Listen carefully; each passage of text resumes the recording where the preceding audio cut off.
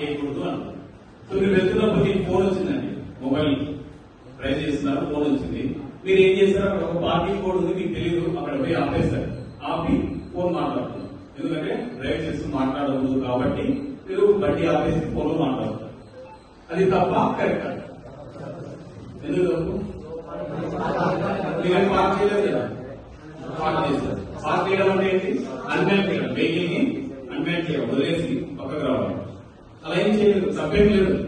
మీకు ఫోన్ వచ్చింది, డ్రైవ్ చేస్తూ ఫోన్ లో మాట్లాడకూడదు కాబట్టి మీరు ఆపి ఫోన్ లో మాట్లాడుతున్నారు. కానీ అక్కడ నో పార్కింగ్ ఉంది, మీరేం పార్క్ చేయలేదు కాబట్టి నో ప్రాబ్లం. బట్ ఇలాంటి కోడ్ ఉంటే మాత్రం మీరు అలా ఆపి కూడా మాట్లాడతారు. అర్థమైందా difference? No parking and no stop. Park చేయకూడదు, అలాగే ఆపి ఫోన్ లో మాట్లాడడం. అసలు మీరు ఉండే అక్కడ ఆపకూడదు. పార్కింగ్ మీద స్టాప్ చేయడం, టెంపరీగా స్టాప్ చేయడం. ఇది ఎక్కడ ఉంటుంది ఈ సైన్ బోర్డు? ఎప్పుడైనా మనం తిరుమల వెళ్ళారా? ఓ 100 ఉంటాయి. ఆ కొండ మీద ఎక్కేదప్పుడు ఇలాంటి సైన్ బోర్డ్స్ 100 దాకా ఉన్నాయి. ప్రతి మలుపులో ఉంటుంది, ప్రతి మలుపులో. ఏంటంటే తిరుమలలో ఎక్కడానికి 18 అబోనా 18 అందరూ అంతేనా? కరెక్టా? చెప్పండి. 16 ఇయర్స్ ఉండాలి లైసెన్స్. తెలుసా? మీరు గూగుల్ ఉంటే సర్చ్ చేయండి ఫోన్లో. What is the minimum age of driving licence? 16 years. 16 years ఏంటంటే మనకు డ్రైవింగ్ లైసెన్స్ 4 రకాలుగా ఉంది. ఒకటి మోటార్ సైకిల్ వితౌట్ గేర్, రెండోది మోటార్ సైకిల్ విత్ గేర్, మూడోది లైట్ మోటార్ వెహికల్, నాలుగోది ట్రాన్స్పోర్ట్ వెహికల్. ఈ 4 ఉంటాయి. అదే మోటార్ సైకిల్ వితౌట్ గేర్ అంటే ఏంటి? స్కూటీ కాదు. అంతకు ముందు లూనా ఉండేది తెలుసా? 45 cc. దాని ఇంజన్ కెపాసిటీ 45 cc. అలా 45 cc 50 cc కంటే బిలో ఉన్న వెహికల్స్ ని వితౌట్ గేర్ అంటారు. దానికి బెల్ట్ డ్రైవ్ ఉంటుంది తెలుసా? XL50 ఇవన్నీ బెల్ట్ డ్రైవ్. దీనికి సీసీ చాలా తక్కువ ఉంటుంది ఇంజన్ కెపాసిటీ. అలాంటి వాటికి మీరు లైసెన్స్ తీసుకోవాలంటే 16 సంవత్సరాలు చాలు. ఓకేనా? Motor cycle with gear, light motor vehicle ఇవి కావాలంటే మీకు 18 ఇయర్స్ ఉండాలి. 18 ఇయర్స్ అంటే 18 కంప్లీట్ కాదు, 17 కంప్లీట్ అయ్యి 18 లోకి రాగానే తీసేసుకోవచ్చు. 18 ఇయర్స్ ఉండాలి. ఓకేనా? అర్థమైనా?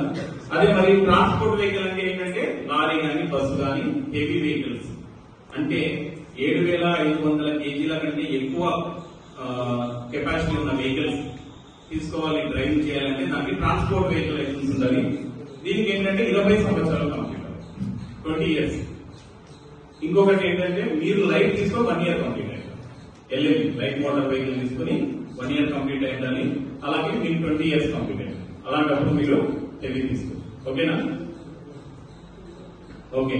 సో మీరు 16 ఇయర్స్ ఉంటే అంటే ఉన్నా కూడా మీ దగ్గర పనులు లేదు. ఇప్పుడు ఎలక్ట్రికల్ వెహికల్స్ వచ్చాయి చాలా వరకు, దానికి కూడా 16 ఇయర్స్ ఇచ్చారు. కొన్ని వెహికల్స్ అవసరం లేదు తెలుసా మీకు? ఎలక్ట్రికల్ వెహికల్స్ లో 0.25 kV కంటే కిలోవాట్ కంటే తక్కువ మోటార్ కెపాసిటీ ఉంటే దానికి లైసెన్స్ అవసరం లేదు, ఇన్సూరెన్స్ అవసరం లేదు, ఏమీ అవసరం లేదు. ఆర్సీ రిజిస్ట్రేషన్ కూడా అవసరం లేదు. అవి ఈ treated as a 2 wheeler cycle, battery cycle లాగా దాన్ని ట్రీట్ చేస్తాం. ఇంకొక నిబంధన ఏంటంటే ఆ స్పీడ్ కూడా 25 నుంచి ఉండకూడదు, maximum speed of the vehicle. అలా ఉంటే మీకు లైసెన్స్, ఇన్సూరెన్స్, రిజిస్ట్రేషన్ ఏమీ అవసరం లేదు. అదే 0.25 kV కంటే ఎక్కువ కెపాసిటీ ఉండి స్పీడ్ 25 km కంటే ఎక్కువ వెళ్తే ఖచ్చితంగా మీరు లైసెన్స్ తీసుకొని ఆ వెహికల్ రిజిస్టర్ కూడా అయిందని. దానికి పొల్యూషన్ సర్టిఫికేట్, పొల్యూషన్ కాదు ఇన్సూరెన్స్ సర్టిఫికేట్ కూడా అవ్వాలి. పొల్యూషన్ అవసరం లేదు కదా ఎలక్ట్రికల్ వెహికల్, వస్తుందా? అవసరం. సరే, నెక్స్ట్ ఇప్పుడు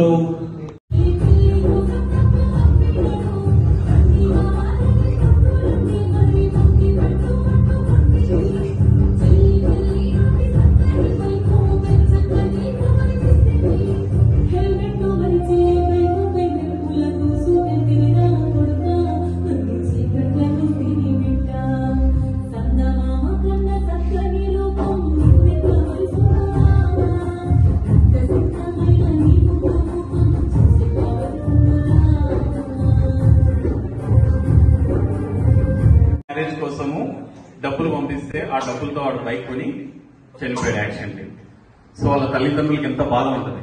అందులో ఆమె చెప్తుంది, వంశం వంశం అని పాశంతో ఆ ప్రేమతో నా కళ్ళు కూడా మూసుకుపోయినాయి. అంటే నేను ఏం అడ్డు చెప్పలేకపోయినాను కొడుకు మీద ప్రేమతో. సో కొడుకునే పోగొట్టుకున్నాను. సో అందరి ఇళ్లలో జరిగేది, చాలా మందికి జరిగింది కూడా. ఎంతో మంది చనిపోతుంటారు రోడ్ యాక్సిడెంట్స్ లో. మరి ఇప్పుడు మళ్ళీ ఇంత చెప్పిన వాళ్ళ చేతులు యాక్సిడెంట్ జరిగింది. అర్థమైందా? నెక్స్ట్ ఇది చెప్పాను కదా, స్టాప్ అంటే గివ్వే. ఎక్కడ ఉంటుంది స్టాప్ అంటే గివ్వే? మైనర్ రోడ్ నుండి మేజర్ రోడ్ లేదు.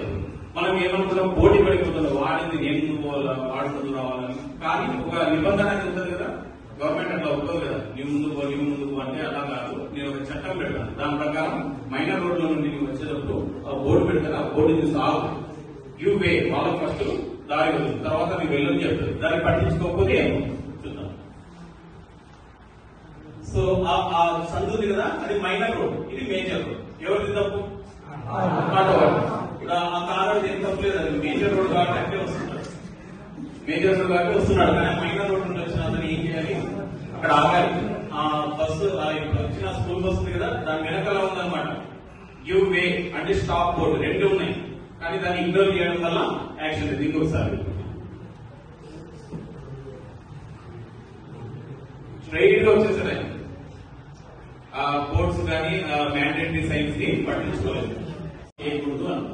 సో మీరు వెళ్తున్నప్పుడు మీకు ఫోన్ వచ్చిందండి, మొబైల్ ట్రై చేస్తున్నారు, ఫోన్ వచ్చింది. మీరు ఏం చేస్తారు? అక్కడ ఒక పార్కింగ్ కోడ్ ఉంది, మీకు తెలియదు, అక్కడ పోయి ఆపేస్తారు. ఆపి ఫోన్ మాట్లాడుతున్నారు. ఎందుకంటే డ్రైవ్ చేస్తూ మాట్లాడకూడదు కాబట్టి మీరు బండి ఆపేసి ఫోన్ లో మాట్లాడుతారు. అది తప్ప కరెక్ట్. ఎందుకు తప్పు? మీరు పార్క్ చేయలేదు కదా, పార్క్ చేస్తారు. పార్క్ చేయడం అంటే ఏంటి? అన్మ్యాన్ చేయడం, వెహికల్ ని అన్మ్యాన్ చేయడం, వదిలేసి పక్కకు రావాలి. అలా ఏం చేయలేదు, తప్పేం లేదు. మీకు ఫోన్ వచ్చింది, డ్రైవ్ చేస్తూ ఫోన్ లో మాట్లాడకూడదు కాబట్టి మీరు ఆపి ఫోన్ లో మాట్లాడుతున్నారు. కానీ అక్కడ నో పార్కింగ్ ఉంది, మీరేం పార్క్ చేయలేదు కాబట్టి నో ప్రాబ్లం. బట్ ఇలాంటి కోడ్ ఉంటే మాత్రం మీరు అలా ఆపి కూడా మాట్లాడతారు. అర్థమైందా difference? No parking and no stop. Park చేయకూడదు, అలాగే ఆపి ఫోన్ లో మాట్లాడడం. అసలు మీరు ఉండే అక్కడ ఆపకూడదు. పార్కింగ్ మీద స్టాప్ చేయడం, టెంపరీగా స్టాప్ చేయడం. ఇది ఎక్కడ ఉంటుంది ఈ సైన్ బోర్డు? ఎప్పుడైనా మనం తిరుమల వెళ్ళారా? ఓ 100 వెళ్ళండి, ఆ కొండ మీద ఎక్కేదప్పుడు ఇలాంటి సైన్ బోర్డ్స్ 100 దాకా ఉన్నాయి. ప్రతి మలుపులో ఉంటుంది, ప్రతి మలుపులో. ఏంటంటే తిరుమలలో ఎక్కడానికి ఒక దగ్గర స్పీడ్ బ్రేకర్ దగ్గర ఆర్డినరీ సైన్ ఉంటుంది, ట్యాంకిల్ లో ఉండి ఆ స్పీడ్ బ్రేకర్ షేప్ ఉంటుంది. అది కాదు, ఇది ఎక్కడ ఉంటుందంటే జంక్షన్ కూడా కాదు, ఓకే జంక్షన్ కూడా చెప్పుకోవచ్చు. మెయిన్ ఎక్కడ ఉంటుందంటే మైనర్ రోడ్స్ నుండి మేజర్ రోడ్ కనెక్ట్ అయ్యే చోట ఉంటుంది. అంటే మనం పల్లెల నుండి ఊళ్ళో నుండి హైవేకు మెయిన్ రోడ్ కు ఎంటర్ అవుతుంది. అయ్యేటప్పుడు అక్కడ నుండి వాహనాలు ఫాస్ట్ గా వస్తుంటాయి. అప్పుడు మనం ఏం చేయాలి? ఇక్కడ ఆగాలి. ఫస్ట్ ఈ మైనర్ రోడ్ లో ఆగి అక్కడ మెయిన్ రోడ్ లో ఏం వెహికల్స్ లేవని నిర్ధారించుకున్న తర్వాత ముందుకెళ్ళాలి. ఆ ముందర మీరు ఉండదు, మీరు ఆగమని చెప్తుంది అది స్టాప్ సిగ్నల్. రైల్వే స్టాప్ అదే. ఎక్కడైతే మైనర్ రోడ్స్ నుండి మేజర్ రోడ్స్ అప్రోచ్ అవుతామో అప్పుడు స్టాప్ సిగ్నల్ ఉంటుంది. ఆ స్టాప్ సిగ్నల్ తర్వాత ఉంటుంది గివ్ వే అని. గివ్ వే అంటే ఏంటి అర్థము? దారి ఇవ్వండి. ఎవరికి దారి ఇవ్వాలి? ఆ మెయిన్ రోడ్ లో ఏవైతే వెహికల్స్ ఉన్నాయో ఫస్ట్ వాళ్ళకి మనం దారి వదలాలి. వాళ్ళకి ఆ రోడ్ ని యూజ్ చేసే హక్కు ఉండాలి. వాళ్ళకి ఆగాల్సిన పని లేదు. ఎవరి కోసం అంటే ఈ చిన్న చిన్న ఊళ్ళ నుండి రోడ్లు వస్తున్నాయి కదా, నేను ఆగిపోవాలని ఎక్కడ లేదు. ఆగాల్సింది ఎవరు? మనం. ఈ మైనర్ రోడ్ లో నుండి వస్తున్నాం, మేజర్ రోడ్ లోకి వెళ్తాం కాబట్టి మనమే ఆగాలి. ఫస్ట్ స్టాప్ సిగ్నల్ చూసి ఆగాలి, తర్వాత గివ్ వే, వాళ్ళకి దారి వదలాలి. వాళ్ళకి దారి వదిలిన తర్వాత మీరు ఎంటర్ అవ్వాలి. ఈ రెండు సైన్ బోర్డ్స్ ని స్కిప్ చేసినందువల్ల 80% ఆఫ్ యాక్సిడెంట్స్ అవుతున్నాయి. 80%. ఎక్కడన్నా చూడండి హైవేలో వాళ్ళ ఊర్లో నుండి ఎంటర్ అయ్యే చోట ప్రతి సంవత్సరం ఒకరు ఇద్దరు చనిపోతున్నాయి. ఊళ్ళు ఎంతమంది చనిపోయినా వాళ్ళ వల్ల ఫాలో అవ్వరు అన్నమాట. అట్లానే చూస్తుంటారు. ఫస్ట్ నేను వెళ్ళిపోవాలి. సో రోడ్ సైన్స్ మనం స్కిప్ చేసి యాక్సిడెంట్స్ ఎలా జరుగుతాయనేది మళ్ళీ నెక్స్ట్ PPT లో చెప్తాను. నెక్స్ట్